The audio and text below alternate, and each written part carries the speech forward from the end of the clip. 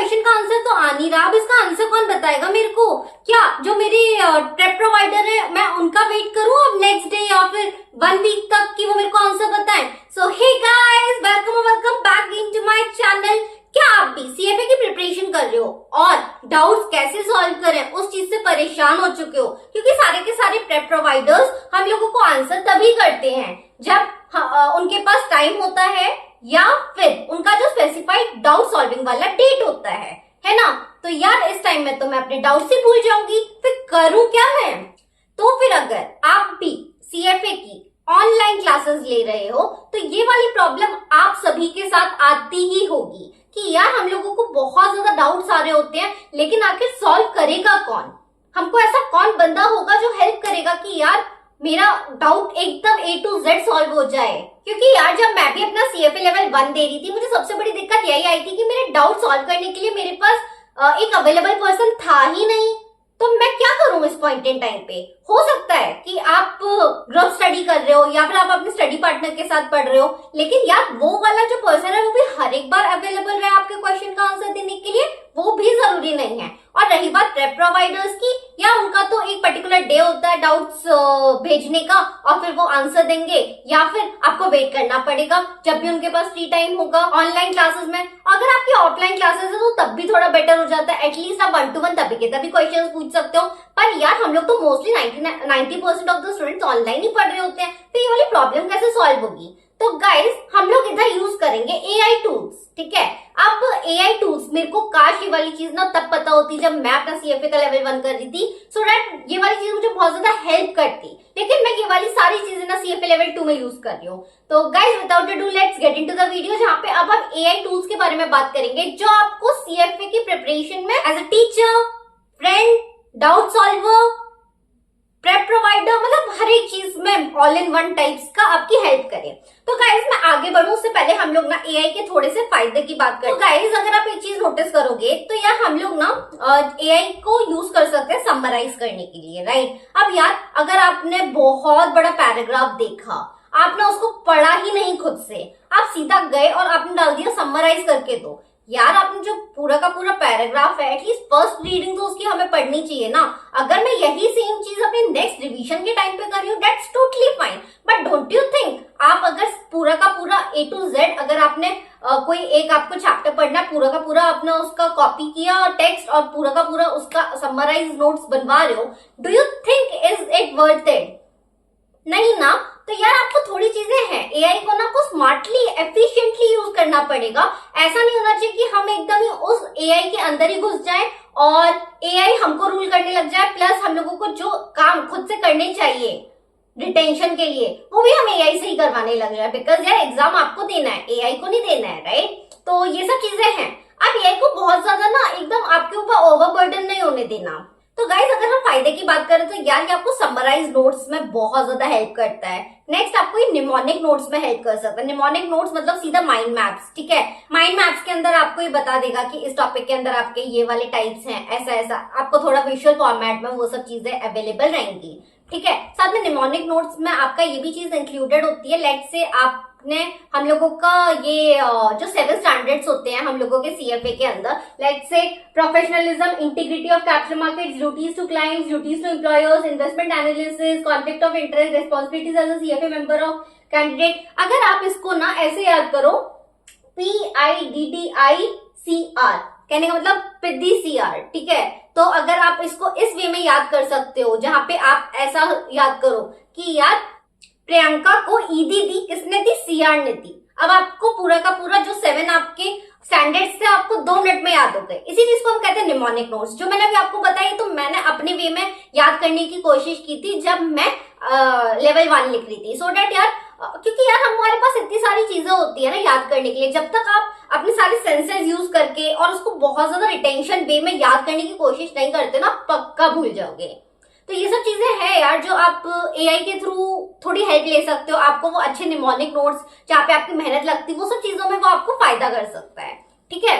Plus कभी कभी ना हमको बहुत ज्यादा डाउट आ रहा होता होता है किसी चीज के ऊपर, लेट से मुझे कोई चीज समझ में भी नहीं आई, लेकिन मैंने उस बंदे से, अपने टीचर से ऑलरेडी बहुत बार पूछ रखी है वही वाली क्वेश्चन, मुझे थोड़ी सी ना हेजिटेशन होगी, यार मैं दोबारा पूछूं नहीं पूछूं, यार पता नहीं क्या, मतलब ये सब थोड़ा हम लोगों को रह जाता है। लेकिन अगर आप ये वाले AI टूल्स यूज करते हो तो आपके अंदर ये सब थॉट्स नहीं आने वाले हैं, ठीक है। तो ये थोड़े फायदे हो गए, नुकसान भी बहुत सारे हैं अगर हम AI को बहुत ज्यादा यूज करेंगे इन सब चीजों के अंदर, जहाँ पे हम लोग जो काम हमको करना चाहिए वो भी AI से करवाने लग जाए तो बहुत दिक्कत है, क्योंकि एग्जाम आपको देना है ना कि AI को, ठीक है। मैं जो भी हम लोगों के नेगेटिव पॉइंट्स है वो लास्ट में डिस्कस करूंगी। अब हम बात करते हैं हम लोगों के टूल्स के बारे में, आप कौन से टूल्स को कैसे यूज कर सकते हो एफिशिएंटली कि आपको CFA की आपकी प्रिपरेशन में हेल्प करे। तो गाइस जो सबसे पहला टूल है वो है आपका ChatGPT और नेक्स्ट टूल है आपका गूगल का नोटबुक LM, ठीक है। तो सबसे पहले हम ChatGPT की बात करते हैं। यार ChatGPT में सबसे अच्छी बात यह है ना कि आप कोई भी लैंग्वेज में उससे क्वेश्चन पूछो वो आपको आंसर देगा ही देगा,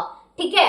आप को कोई भी डाउट है आप सिंपली डाल दो और आप कोई भी क्वेश्चन पूछने वाले हो उससे एकदम ही वो आपको एकदम एक्यूरेट आंसर देगा। लेकिन दिक्कत यह आती है कि ना यार आपको एक अच्छा प्रॉम्प्ट चाहिए, आपको एक ऐसा प्रॉम्प्ट चाहिए जो आप डालोगे और उसके बाद आप जो भी क्वेश्चन पूछोगे वो आपको एकदम एक्यूरेट, एकदम सही और जैसा आंसर आप चाहते हो in respect to your financial exam की प्रिपरेशन, जो भी आप फाइनेंशियल एग्जाम की प्रिपरेशन कर रहे हो, let it be CFA, FRM या फिर ACC हो गया, किसी भी चीज के बारे में उस रिलेटेड आपको आंसर दे, राइट। तो इसलिए आपको एक बहुत ज्यादा इंपॉर्टेंट प्रॉम्प्ट की जरूरत पड़ेगी। तो गाइज हम सबसे पहले प्रॉम्प्ट के ही बारे में डिस्कस करते हैं कि आखिर हम ऐसा ChatGPT के अंदर कौन सा प्रॉम्प्ट यूज कर सकते हैं जो हमको हेल्प करेगा। तो ये वाला प्रॉम्प्ट मैंने पर्सनली यूज करके देखा है, मुझे तो काफी अच्छा लगा। आप चाहो तो इसके अंदर एडिट कर सकते हो और भी थोड़ा वैल्यूएबल पॉइंट्स अगर इसके अंदर ऐड करोगे तो आपका आंसर जो ChatGPT देगा वो और भी ज्यादा अच्छा होके आएगा। तो गाइस प्रॉम्प्ट है, हम लोग सबसे पहले ChatGPT को बताएंगे कि you are a financial professional with extensive teaching experience. आप इधर एक्सपीरियंस भी मेंशन कर सकते हो, लेट से आपको बोलना है विद 30 इयर्स ऑफ एक्सपीरियंस, तो आप इधर ना extensive teaching experience of 30 years ऐसे करके मेंशन कर सकते हो। और साथ ही साथ आप हेल्प करोगे स्टूडेंट्स को प्रिपेयर करने के लिए। तो हमने इसको बता दिया कि ये प्रोफेशनल है जो हेल्प करने वाला है हम लोगों को, स्टूडेंट्स को पढ़ाने में और इन्वेस्टमेंट एग्जाम्स के मल्टीपल लेवल्स क्लियर कराने में, ठीक है। तो हम लोगों ने इसको सबसे पहले इसका बेसिक इंट्रोडक्शन दे दिया कि हम लोगों का जो ChatGPT है उसको कैसे आंसर करना है हमको। अब हम उसको बताएंगे कि आपको सारे के सारे कॉन्सेप्ट्स को सिंपल, क्लियर, प्रैक्टिकल वे में हमको देने हैं और कनेक्ट करना है रियल वर्ल्ड फाइनेंशियल एग्जांपल्स के साथ।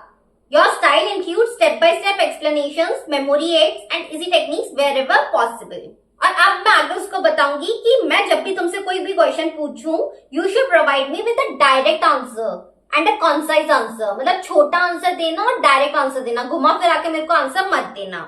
Next, a clear and a detailed explanation and practical tips or shortcuts to remember the concept better for the exams. तो अगर आप ये वाला प्रॉम्प्ट यूज करके आप इससे कोई भी क्वेश्चन पूछोगे ना नेक्स्ट, वो बहुत ज्यादा आपको एफिशिएंटली आंसर करेगा व्हेन कंपेयर जो आपने पहले किया होगा। आप चाहो तो अपना भी प्रॉम्प्ट यूज करके देख सकते हो। मैं बेसिकली ये वाला प्रॉम्प्ट नॉर्मली यूज करती हूँ and it has worked out really well for me, ठीक है गाइस। तो आप ChatGPT के अंदर जाके आप स्पेसिफिकली उसको बोल सकते हो कि ये मेरा चैप्टर है, आप माइंड मैप्स बना दो इसके लिए, या फिर आप इसको एकदम शॉर्ट करके दे दो, इसको एकदम कंसाइज करके इसका डिस्क्रिप्शन दे दो, ठीक है। तो ये हो गया आपका ChatGPT के बारे में। नेक्स्ट हम बात करेंगे गूगल का नोटबुक LM, ठीक है। ये बहुत ज्यादा अच्छा AI टूल साबित हो सकता है आपके प्रिपरेशन के लिए and it can be a game changer too, ठीक है।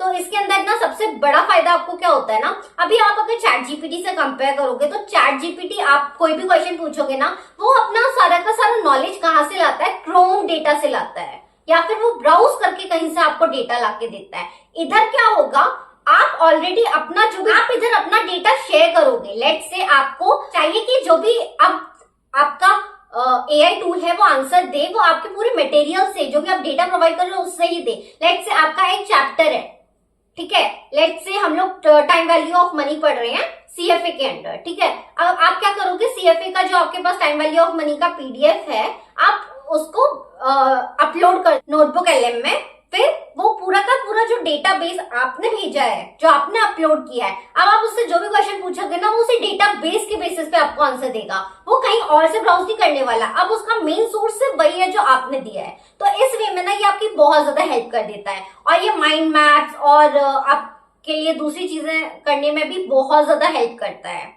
तो इस वे में ना आप अपना रिवीजन बहुत अच्छा कर सकते हो। प्लस आपको कभी भी कोई भी डाउट आए, you can surely go and ask AI tools so that आपको ना थोड़ा बेटर अंडरस्टैंडिंग हो।